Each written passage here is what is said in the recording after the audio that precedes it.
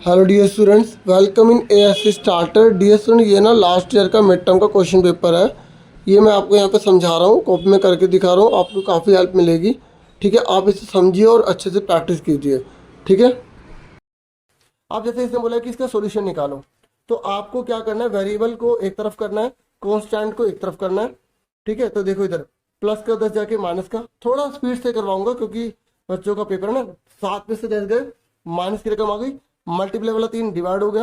आप वीडियो को धीरे करके सुन लेना, अगर तेज लगे तो 3 से 3 कट गया, माइनस का 1 आ गया, तो इसका आंसर कितना आ गया, माइनस का 1 आ गया। नेक्स्ट बोला है, हिंदी में पढ़ सकते हो, कह रहे यदि किसी त्रिभुज का एक कोण अन्य दो कोणों के योग के बराबर है तो उस कोण की माप निकालो। ठीक है, अगर वन एंगल ट्रायंगल का दो जो बाकी एंगल उसके टोटल के बराबर है, मतलब आप ऐसे करोगे, फिगर बना लोगे, क्योंकि कुछ भी बोल सकता है। कह रहा है एक एंगल दोनों के टोटल के बराबर है, मैंने इसको एक्स माना, इसको एक्स माना, तो ये डबल हो गया, क्योंकि ये एंगल इन दोनों के टोटल के बराबर है, तो इसकी वैल्यू निकालो। अब आपको पता है ट्रायंगल का टोटल कितना होता है, ट्रायंगल का टोटल होता है 180, तो 2 3 और 1 कितना हो गया 4, तो 180, 180 को 4 से भाग करा, 4 4 16 45 आ गया, तो 45 डिग्री इसका आंसर होगा, अगर वो छोटा पूछेगा। लेकिन क्वेश्चन में पूछा गया the measure of that angle, angle बड़े वाला पूछ रहा था, वन एंगल जो डबल है ना, जो दोनों के टोटल के बराबर उसको पूछ रहा है। अब बच्चे जल्दबाजी में 45 पे टिक कर देंगे तो गलत हो जाएगा, इसने बड़े एंगल के बारे में पूछा है। आप आराम से लाइन पढ़ना, थोड़ा सा टाइम कम है इसलिए मैं थोड़ा स्पीड से बता रहा हूँ। तो इसका आंसर क्या है, डी आ गया, इसका ए आ गया। फिर ये कह रहा है अगर एडजेसेंट एंगल है, देखो पैरेललोग्राम में दो प्रकार से एंगल होते हैं। अगर ये पैरेललोग्राम बनाया ना मैंने, समांतर चतुर्भुज, क्या बनाया मैंने, समांतर चतुर्भुज, तो या अगर या तो बोलेगा अपोजिट एंगल, अपोजिट एंगल बोलेगा तो इक्वल होते हैं, क्या होते हैं, इक्वल। लेकिन अगर वो एडजेसेंट बोलेगा तो एक लाइन वाले होते हैं, तो इन दोनों का टोटल 180 होता है। तो इसने बोला कि ये दोनों एडजेसेंट है, तो इसका मतलब इन दोनों का टोटल जो है वो कितना होगा, 180 होगा। ठीक है, ये देखो 180, तो 10 और 5 कितने हो गए, 15। ठीक है, और 35 में से 5 गए प्लस के 30। ठीक है, और 180 प्लस का 30 जाके माइनस का हो जाएगा, 15x, 180 में से 30 गए 150, तो 150 बटे में 15 भाग कर दिया, कितना आ गया, 10 आ गया। ठीक है, यहाँ पर ये देखो मैंने यहाँ पर भी सॉल्व करा हुआ है, आप इसको भी देख सकते हैं। ठीक है, राइटिंग थोड़ा सा भी जल्दीबाजी में इतनी आ रही है। अब देखो x कितने का आ गया, हमारा 10 आ गया। अब इससे पूछा क्या, कह रहा बड़ा एंगल बताओ, यहाँ देखो बड़ा कौन बताओ, तो बड़ा कौन इनमें से कौन है, ये वाला बड़ा है। तो जहाँ x है ना, ये देखो x 10, तो इस x की जगह 10 लिख देंगे, तो यहाँ कोई शून्य गुणा माना जाता है, तो 100 प्लस 35 135 आ गया। ठीक है, ये आंसर आ गया, इसका सी आ गया। ठीक है, ये हमने देखो सी निकाल दिया। उसके बाद नेक्स्ट है, कह रहा है प्लेस वैल्यू और फेस वैल्यू का डिफरेंस जो है ना, वो 1799 में अगर एक को लोगे तो उसको निकाल के दिखाओ। ये देखो कह रहा है एक की प्लेस वैल्यू और फेस वैल्यू निकालो और उसका अंतर निकालो। देखो अगर आपसे, देखो मुझे पूरी उम्मीद है कि ऐसा क्वेश्चन आप में भी आएगा। अब जैसे 1799 लिखा है, इसने बोला स्थानीय मान, क्या लिखा है, स्थानीय मान, तो एक है ना, एक के आगे 1 2 3 0 लगा दी, तो ये हमारी प्लेस वैल्यू हो गई। और फेस वैल्यू मतलब जो नंबर पे बोला है ना उसी नंबर को ले लेंगे। कह रहा है इसको घटाओ, कितना आ गया, 999। तो ऐसा क्वेश्चन आपसे पूछ सकते हैं, मान लो अगर ये क्वेश्चन बोल दे ऐसे और इस पे बोले 6 पे, तो प्लेस वैल्यू कितनी होगी इसकी, 600। जो बाद में जितने जने होते हैं वो 0 बन जाते हैं, और बाकी क्या बचा, 6 को ही घटा दो, कितने बचे, 594। अगर वो बोलता ऐसा कौन सी वैल्यू जो place value face value same होती है, तो पहले वाला number place value face value same होता है, 4 है, प्लेस वैल्यू भी 4 रहेगी और फेस वैल्यू भी 4 रहेगी। ठीक है, इस बात को आप ध्यान में रखेंगे। चलो अब यहाँ पर कितना आंसर आ गया हमारा, ठीक है 500, अच्छा ये तो अलग था, ये रहा 999, तो 999 का ये रहा आंसर। ठीक है, उसके बाद देखो नेक्स्ट है, कह रहा है स्क्वायर नंबर एंड विद, ये कह रहा है स्क्वायर नंबर है जो एंड होता है 4 से, तो उसका स्क्वायर रूट क्या होगा। देखो यहाँ पर बोल रहा है एक वर्ग संख्या का अंक 4 पर समाप्त होता है, तो इस संख्या के वर्गमूल में इकाई का अंक क्या होगा। तो देखो आपको इसमें ऐसे लिख देना है, 1 1 जा 1, 2 2 जा 4, 3 3 जा 9, 4 4 जा 16, 5 5 जा 25, 6 6 जा 36, 7 7 जा 49, 8 8 जा 64, 9 9 जा 81। तो अब आप देखो कि किसमें 4 आ रहा है, एक इसमें 4 आ रहा है, एक इसमें 4 आ रहा है, तो 4 किस में आ रहा है, इसमें आ रहा है और इसमें आ रहा है, तो 2 और 8 का आंसर आ गया। क्या आ गया, 2 और 8 आ गया। ऐसे अगर वो बोलेगा मान लो 5 पे खत्म होती, 5 पे, तो इसका आंसर कितना, 5। अगर बोलता 1 पे खत्म, तो इसका आंसर 1 आता और 9 आता। ठीक है, ये क्वेश्चन याद रख लो, ऐसा कोई क्वेश्चन आएगा तो आप कर लेंगे। अब ये कह रहा है क्यूब रूट निकालो 1000 का, तो आपको 1000 का क्यूब रूट निकालना है। तो डियर आपको क्या करना पड़ेगा, इसके क्यूब रूट निकालना पड़ेगा। ठीक है, मैं आपको करके दिखा देता हूँ, कोई बात नहीं। तो कहाँ पर है हमारा क्वेश्चन, यहाँ पर 1000, ये देखो 1000 का क्यूब रूट निकालना है। तो आप इसका पहले प्राइम फैक्टर निकाल लो, सीधे 10 से कर लेते हैं, 10 धाम 100, 10 एकम 10। ठीक है, तो इस तरीके से 3 में से 1 बाहर आ गया, और -3 माइनस होते हैं ना, तो 1 2 कट गए, 1 बचा, इसलिए माइनस लगा दिया। ठीक है, जब अगर मान लो आपने ऐसे आ जाए -20 मल्टीप्लाई में -5, ठीक है, -20 मल्टीप्लाई में -5 आ रहे, तो आप पहले माइनस माइनस काट दो, 20 पंजे 100, फिर उसके बाद इसका आप क्यूब रूट निकालना, अगर बोलेगा क्यूब रूट निकालने के लिए। ठीक है, उसके बाद नेक्स्ट पर आ जाओ। नेक्स्ट पर बोल रहा है, देखो ये कह रहा है n और n+1 के वर्गों के बीच गैर पूर्ण वर्ग संख्याओं की संख्या क्या होगी। देखो ये कह रहा है कि n और n+1 जो स्क्वायर है अगर करोगे तो उसमें नॉन परफेक्ट स्क्वायर कौन से आएंगे नंबर। देखो जानबूझ के इसने ना क्वेश्चन चेंज कर दिया। आपको ये सिखाया होगा 12 का स्क्वायर और 13 का स्क्वायर के बीच में कितने नंबर आते हैं, ये सिखाया था ना आपको। जानबूझ के इन्होंने पता क्या बोल दिया, यहाँ पे n और n+1 लिख दिया, मतलब अगर ये n है तो ये n+1 मिलता है, 13 हो गया।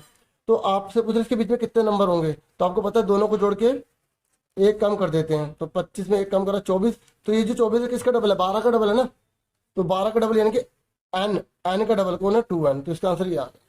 तो जानबूझ के इन्होंने घुमा के क्वेश्चन पूछा। हो सकता है आपसे कोई नया पूछ ले, आप दिमाग से आराम से कर देना। जैसे आपसे पूछ सकता है अंदर वाली जो फिगर है उनका कितना होता है एंगल का टोटल, n-2 180 होता है ना। ठीक है, इस तरीके से आपको पता होना चाहिए। अब ये कह रहे कौन सा करेक्ट है। अब आप देखो इसकी पावर भी 0 वैल्यू 1, इसकी पावर भी 0 वैल्यू 1, तो यही तो बराबर है, और कोई बराबर है नहीं, क्योंकि देखो इसको सॉल्व करो। 5 2 दूनी 2 की पावर 3 है, इधर देखो 5 2 की पावर 3 है, 2 को 3 बार लिख लो, 2 दूनी 4 दूनी 8, 8 पंजे 40 आ रहा है। और यहाँ कितना आ रहा है 10 की पावर 3, यानी कि 10 गुणा में 10 गुणा में 10 1000 आ रहा है।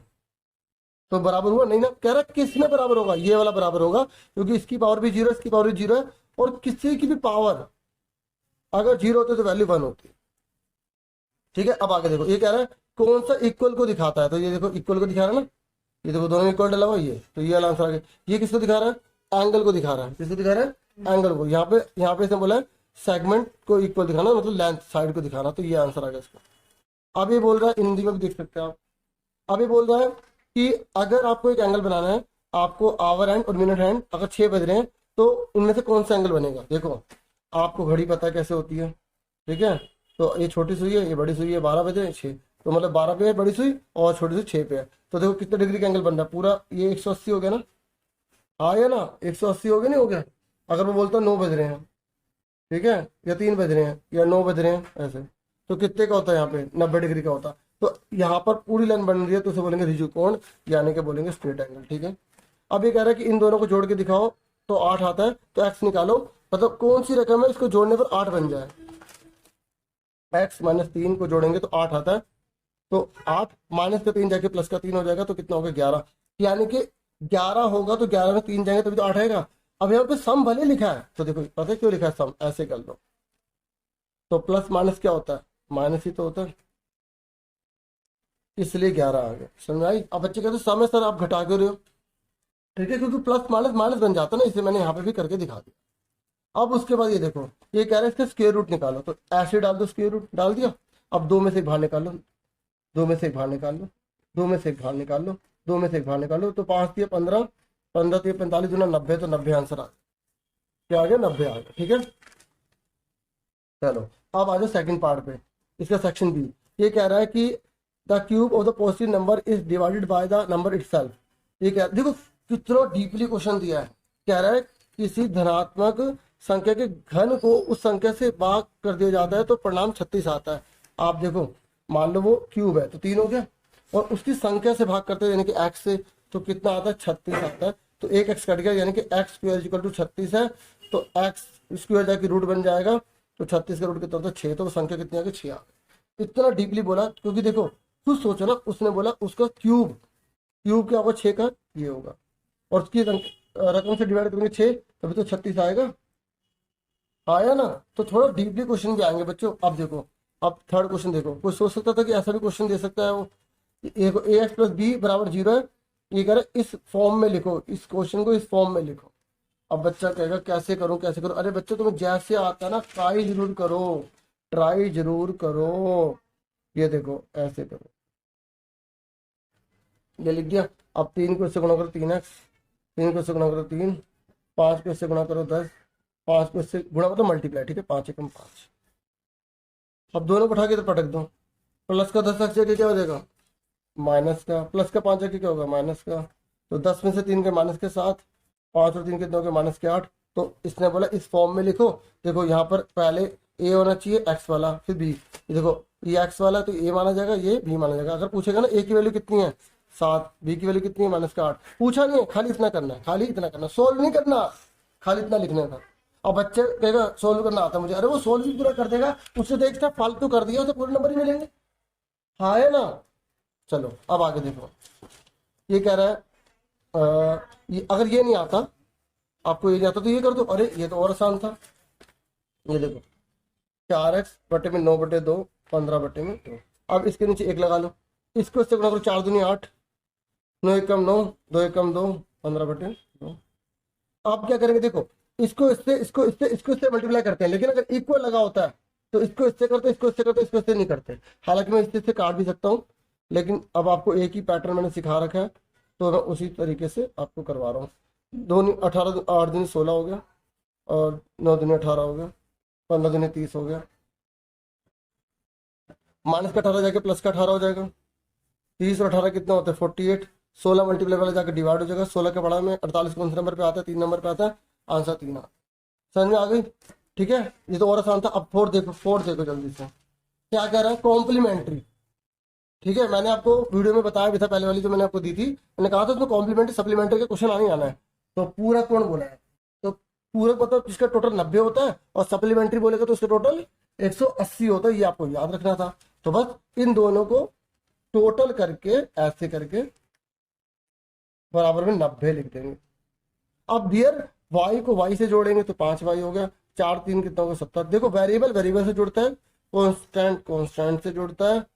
तो प्लस का 70 जाके हो गया माइनस का 70, 5y 90 में 70 का 20, y कितने का 20 बटे में 5, y कितने का 4। आगे समझ में, बस इतने y की वैल्यू पूछी थी तो y की वैल्यू निकाल दी। इसने पूछा नहीं एंगल की वैल्यू निकालो, अगर एंगल पूछता तो यहाँ पुट कर देते। ये y जो 4 है ना, यहाँ पुट कर दो। आप पुट करके चेक कर लो सही है गलत है। पुट करो, 4 दूनी 8, 8 और 30 38 हो गए। यहाँ पुट करो, 4 3 12, 12 और 40 कितने हो गए 52। अब जोड़ के देखो 90 आ रहा है। तुमने सही करा, तुमने सही करा। अब अगला क्वेश्चन देखो। अगला तो देखो और ज्यादा डिफिकल्ट है, मतलब डिफिकल्ट नहीं है, माइंड को जरा खेचने वाली बात है कि बच्चा उस माइंड में से कितनी चीज निकाल सकता है। कह रहा 3 अलग अलग अंकों वाली हो, 3 अलग अलग हो, लेकिन 5 अंकों सबसे बड़ी संख्या बनाओ, 5 अंकों से छोटी संख्या बनाओ जो 3 अलग अलग अंकों वाली हो, और उसका डिफरेंस निकालो। कितना मतलब क्वेश्चन दिया मजे वाला। तो आपको क्या करना है, 1 2 3 4 5 लाइन डाल दो, तो ये माइनस हो जाएगा। 1 2 3 4 5 लाइन डाल दो। अब उसने बोला है कि 3 अलग अलग नंबर चाहिए, लेकिन बड़ा नंबर चाहिए। तो मैंने बड़ा नंबर बनाने के लिए या 9 9 9 लिख लिया, क्योंकि 3 डिजिट होने चाहिए ना। तो 9 9 9 3 बार लिख लूंगा। बड़ा नंबर बनाने के लिए 8 और 7 लिख लिया, तो बड़ा नंबर बन गया। इससे बड़ा नंबर कोई और है नहीं जो 3 डिजिट वाला हो, मतलब 3 1 2 3 अलग अलग हो, लेकिन 5 डिजिट का बड़ा नंबर बनता हो। हाँ या ना। ठीक है, और इसमें सबसे छोटा बनाना है, तो मैंने 1 0 0 लिख लिया, और यहाँ पर एक और यहाँ पे 0 लिख लिया। ठीक है, लिख लिया। उसके बाद देखो 1 2 को बचा क्या 2। ठीक है, इस तरीके से यहाँ पर देखो 1 2 3 4 5। तो देखो 3 डिजिट ये देखो 9 1 हो गया, 2 3 1 2 3 हो गए। अब घटा दो 9 9 9 8 7 में से इस तरीके से फटाफट इसको घटा। 7 में 2 गए 5, 8 9 9 में से 8, ये आंसर आ गया। इस तरीके से हमें इसे क्वेश्चन को करना था। अब अगला क्वेश्चन देखो, ये देखो ये कह रहा है, ये वाला क्वेश्चन देखो। अब इसका एक तो लंबा तरीका है और एक छोटा तरीका है। ठीक है, लंबा तरीका तो ये है, मैं आपको करके नहीं दिखाऊंगा, बताऊंगा खाली। पहले इसको मल्टीप्लाई करो, इसको मल्टीप्लाई करो, घटाओ, फिर डिवाइड कर दो। दूसरा तरीका क्या होता है, ये दोनों सेम है, ये दोनों सेम है, तो पहले वाले पे स्क्वायर लग गया, दूसरे वाले पे स्क्वायर लग गया, 92। और फॉर्मूला क्या होता है, पहले वाले पे स्क्वायर दूसरे वाले पे स्क्वायर का, a माइनस बी और a प्लस, ये फॉर्मूला होता है। तो इसको हमने एक बार माइनस में लिख दिया, एक बार हमने प्लस में लिख दिया, बटे में 92। तो 96 में से 2 के कितने बचे आपके, 6 में 4 गए 2, 92, और कितना हो गया 100, नीचे का 92, 92 से 92 कट गया, 100 आंसर आ गया। ऐसे क्वेश्चन में ऐसे ही आंसर आते हैं। ठीक है, समझ में आ गई। अब अगला देखो, ये कह रहा है कि बताओ ये परफेक्ट क्यूब है 256। तो देखो 256 का आप क्या करोगे, एलसीएम ले लो, प्राइम फैक्टर बोलते हैं। देखो 2 1 कम 2, 2 दूनी 4, 2 8 16। ठीक है, यहाँ देखो, ये देखो कर दिया, 2 6 12, 2 4 8, 2 3 6, 2 3 4, 2 1 कम 2, 2 8 16।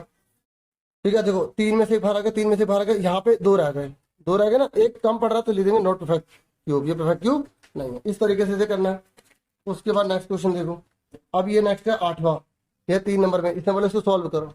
ठीक है, तो इसको सॉल्व देखो मैंने करा होगा, तो ये देखो, ये देखो ये सवाल है, देख रहे हो आप, वही करना, इसको इससे गुणा, इसको इससे गुणा, इसको इससे गुणा, इसके नीचे एक लगा लो, इसको इससे, इसको इससे, इसको इससे। ठीक है, तो 5 दूनी 10 हो गया, 7 एकम 7 हो गया, 2 एकम 2, फिर इसको इससे मल्टीप्लाई करनी है। तो ये देखो हमने कर दिया, फिर इसको दोनों से मल्टीप्लाई करनी है, इसको दोनों से मल्टीप्लाई करनी है। ठीक है, और 3 दूनी 6 हो गया, 28 दूनी 56 हो गया, 20x प्लस का 6 माइनस का हो गया, प्लस का 14 जाके माइनस का हो गया, एक्स वाले एक तरफ, बिना एक्स वाले एक तरफ रखने पड़ते हैं।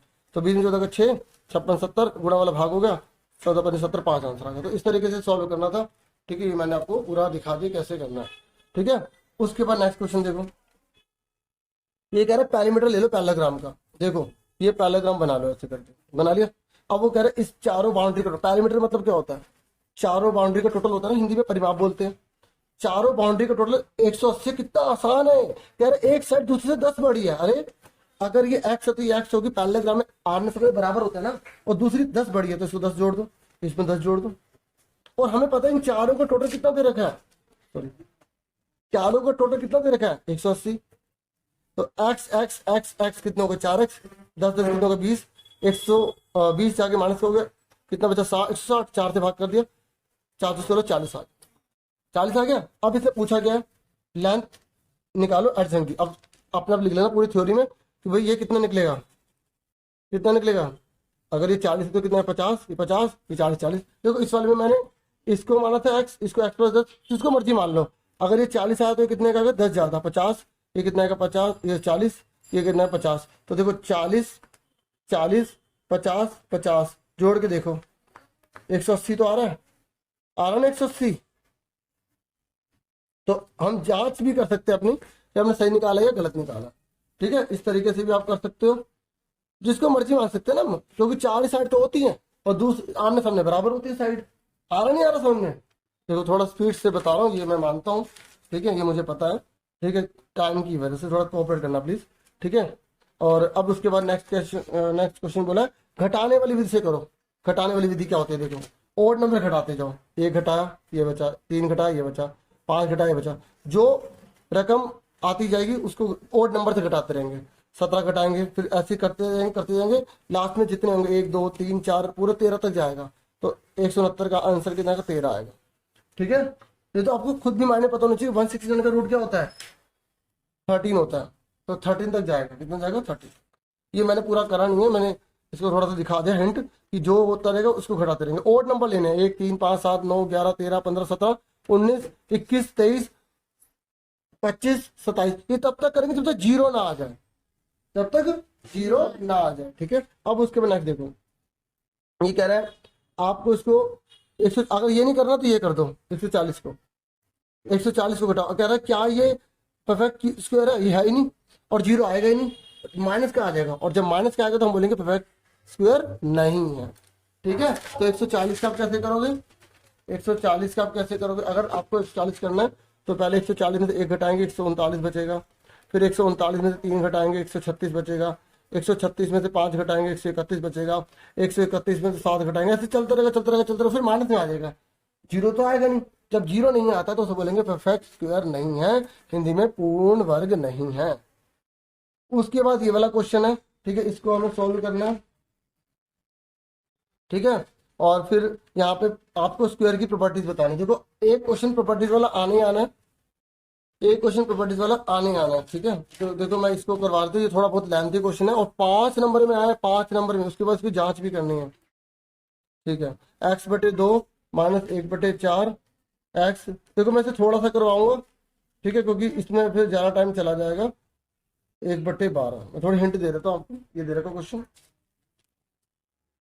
x/2 1/4, इसको गुणा करो, x इसके नीचे 1 लगा लो, 3x, 1 एकम 1, 3 एकम 3, इसको इससे गुणा करो, x प्लस 1/6, 1/12, ठीक है। अब ऊपर के ऊपर गुणा करो, नीचे के नीचे गुणा करो, x/2 3 एकम 3, ऐसे ब्रैकेट लगा लेंगे, 4 की गुणा 12, x प्लस 1/6, 1/12, आप प्लस मल्टीप्लाई कर दो। देखो उसके बाद इसको इससे गुणा करो, 12x, इसको इससे 12×2 = 24, इसको इससे करो 12x प्लस 1, 6 को ऐसे 12×6 = 72, ठीक है। अब 12x लिखा, 2×3 = 6, देखो बाहर माइनस से साइन चेंज हो जाएगा, 2×3 = 6, माइनस माइनस क्या हो जाएगा प्लस, 12×24, 12 की गुणा करो, 12x, 12 एकम 12, 6 और 72, देखो 12 में 6 के कितने बचे, 6 अपॉन में 2/24, 12, 12 का 12 ही रहेगा, एक्स वाला है, 12 और 6 कितना होगा, 18/72। अब क्रॉस मल्टीप्लाई करना है, इसका आंसर आप कमेंट बॉक्स में मुझे लिख के बता देना, क्योंकि टाइम कमेंट, नहीं तो बच्चों को देखना है पेपर, वो समझ नहीं पाएंगे, फिर वो चले जाएंगे स्कूल। अब देखो एक क्वेश्चन प्रॉपर्टी वाला जरूर आएगा, वर्ग वाला, मतलब आपसे पूछेगा जो स्क्वायर है उसकी क्या खास बात है, चारों साइड बराबर होती है, डायगोनल बराबर होती है, हर एंगल 90 डिग्री का होता है, डायगोनल दूसरे पे 90 डिग्री पे काटती है।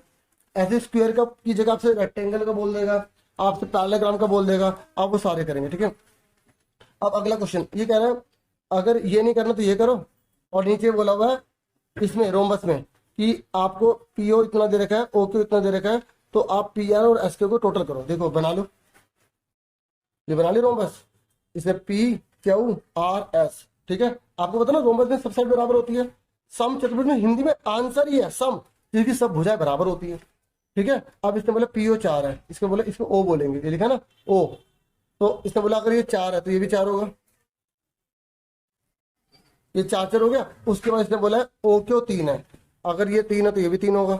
अब इससे पूछा गया PR plus SQ, PR plus SQ, तो PR कितना होगा, 4×4 = 8, और ये कितना हो गया, 3×3 = 6, तो 8×6 = 14 आंसर आ गया, ठीक है। सेंटीमीटर है तो सेंटीमीटर, मीटर तो मीटर डाल देना, ठीक है। यूनिट जो लिखी होती है वो लिखनी पड़ती है, नहीं तो नंबर कट जाते हैं, ठीक है। अब इसने बोला कि इसका आपको क्या निकालना है, घनाकार बॉक्स का आयतन निकालना है, ठीक है। तो ये देखो जैसे ये क्वेश्चन है, इसका क्यूब रूट निकालना है, क्या निकालना है, क्यूब रूट निकालना है, ठीक है। ये देखो ये दे रखा है, तो आपको पहले पॉइंट हटा के ना इसका पूरा एलसीएम निकाल देना, मतलब प्राइम फैक्टर। तो 3 में से 1 बाहर आ गया, 3 में से 1 बाहर आ गया, 3 में से 1 बाहर आ गया, 3 में से 1 बाहर आ गया, 3 दूनी 6, दूनी 12, दूनी 24, फिर 1 2 3 है पॉइंट, तो 3 में 3 है ना, तो 3 में से 1 लेते हैं, तो पॉइंट 1 के बाद लगा दिया, आंसर आ गया, ठीक है। 3 है ना, तो 3 में से 1 बाहर आ गया, ठीक है। उसके बाद अगर ये नहीं करना तो ये कर लो। अब थोड़ा सा मैं ब्रीफली बता रहा हूँ, इससे बोला टोटल मार्क्स निकालो दक्ष, रिया और मन्या के। तो देखो दक्ष के कितने हैं, 16, रिया के -8, और रिया के इतने, मन्या के कितने, तीनों को जोड़ दो, देखो तीनों को जोड़ो, 16 -8 प्लस के 10, तो 16 10 कितना होगा, 26, -8 26 में से 8 के कितने बचे हमारे, 14 बचे, ठीक है। बस इस तरीके से 16 में से 8 के 8, 18 बचे, 18, ठीक है। कितने बचे हमारे, 18, ठीक है ना, 18 बचेंगे, ओके। उसके बाद इसने बोला कि प्रोडक्ट निकालो, मार्क्स तीनों का प्रोडक्ट करो, मतलब तीनों के मल्टीप्लाई कर दो, 16 मल्टीप्लाई -8 मल्टीप्लाई 10, मल्टीप्लाई करो, ठीक है। देखो 8 6 48 का 8, 4 हासिल, 8 1 8 4 12, 128 माइनस का गुणा में 10, फिर 1280 आ गया, ठीक है। क्योंकि देखो माइनस लगा रहेगा, इसको गुणा हो जाएगा, ठीक है। पहले इसको गुणा कर लो, फिर जो आएगा उसको मल्टीप्लाई कर लो, मल्टीप्लाई मतलब गुणा, ठीक है।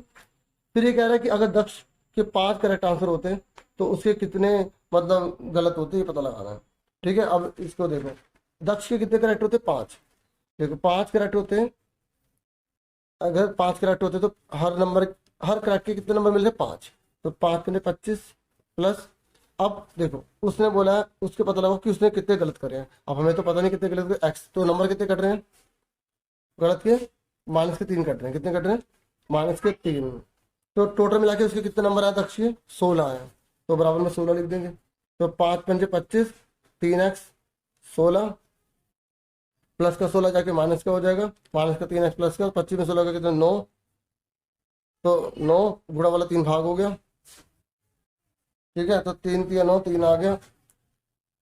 तो एक्स कितना आ गया हमारा, 3 आंसर आ गया, समझ में आ गई। उसके बाद अब देखो ऐसे ये दिया का है, ऐसे इसके जैसे इसका करा वैसे इसका कर लेना, ठीक है। और अब इसने बोला है कि ये दे रहे कि साइड 10 10 6 6, ठीक है। थोड़ा ब्रीफली बताऊंगा डियर, कोऑपरेट करना। अब ये कह रहा है कि ये है ऐसी फिगर है, तो ये कह रहा है बाकी ऑफिशियल आंसर की मिल जाएगी आपको 10 10 6। ये कह रहा है बताओ इससे कौन कौन से ट्रायंगल या क्वाड्रिलेटरल बन सकते हैं, ट्रायंगल नहीं क्वाड्रिलेटरल, तो कौन कौन से बन सकते हैं। या तो देखो, या तो पैराग्राम होगा या वो रेक्टेंगल होगा।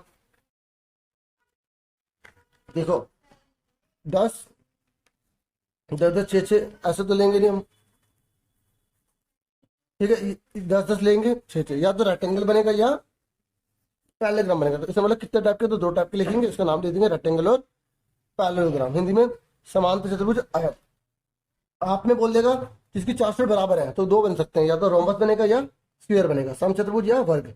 वर्ग में या समचतुर्भुज में आमने सामने की सब चीजें बराबर होती है। इधर अगर ए बी बराबर सी डी है, ए बी बराबर सी डी है, ए डी बराबर बी सी, ए डी बराबर बी सी है, एंगल ए बराबर सी के, एंगल ए बराबर सी के, बी बराबर डी के, बी बराबर डी के, और बी बड़ा ए से, तो ये कौन सी फिगर होगी, पैरेललोग्राम होगा। क्या होगा, पैरेललोग्राम, ठीक है। हिंदी में बोलेंगे समांतर चतुर्भुज। क्या बोलेंगे, समांतर चतुर्भुज। फिर ये दादाजी वाले क्वेश्चन आया होगा, तो बहुत आसान क्वेश्चन है बच्चों, बहुत आसान। ये लड़की बड़ी समझदार है। ये पहले दिन में 1 सिक्का लेती है, दूसरे दिन में 3। देखो ओड नंबर वाला क्वेश्चन आ गया। अब ओड नंबर वाला क्वेश्चन आपको पता है जितने नंबर होते हैं उसको स्क्वायर कर सकते हैं, जितने नंबर होते हैं उसका स्क्वायर। ओड नंबर वाला देखो, अगर उसने 1 हफ्ते के लिए कितने सिक्के इकट्ठे करने बताना है। देखो पहले दिन 1 करते, दूसरे दिन 3, अगले 5, फिर 7, फिर 9, फिर 11, फिर 13। तो 1 2 3 4 5 6 7 हो गए, तो 7 का स्क्वायर कर देंगे, इसलिए आंसर कितना आएगा 49। फिर अगर उन्होंने बोला 2020 अगर दिसंबर का महीना है तो कितने सिक्के करे, तो सिंपल सी बात है, दिसंबर में कितने कितने दिन होते हैं, जनवरी फरवरी मार्च अप्रैल मई जून जुलाई अगस्त सितंबर अक्टूबर नवंबर दिसंबर, 31 होते हैं। तो 31 का स्क्वायर कर देंगे, कितना आ जाएगा, गुणा कर लो 31 के 31 में गुणा कर लो, 1 3 एकम 3 3 एकम 6 3 3 9, ठीक है। तो 961 आ गया, ठीक है। तो 961 होंगे। अब इसने पूछा 900 सिक्कों से तो महीने में कितने दिन होंगे, 900 है तो कितने होंगे, 30 होंगे, ठीक है। फिर 900 को रूट कर देंगे, ठीक है। अब फरवरी होता है 2020 में, तो फरवरी में कितने दिन होते हैं, 29 दिन होते हैं, तो 29 का स्क्वायर कर देंगे, ठीक है। इतना था इस वीडियो में। वीडियो को लाइक, चैनल को सब्सक्राइब करें। थैंक यू, आपने वीडियो देखी, प्लीज लाइक जरूर कर देना, मेहनत को सफल कर देना। आप सबको मेरे ऑल द बेस्ट, आप सबका पेपर अच्छा जाए। Take care student.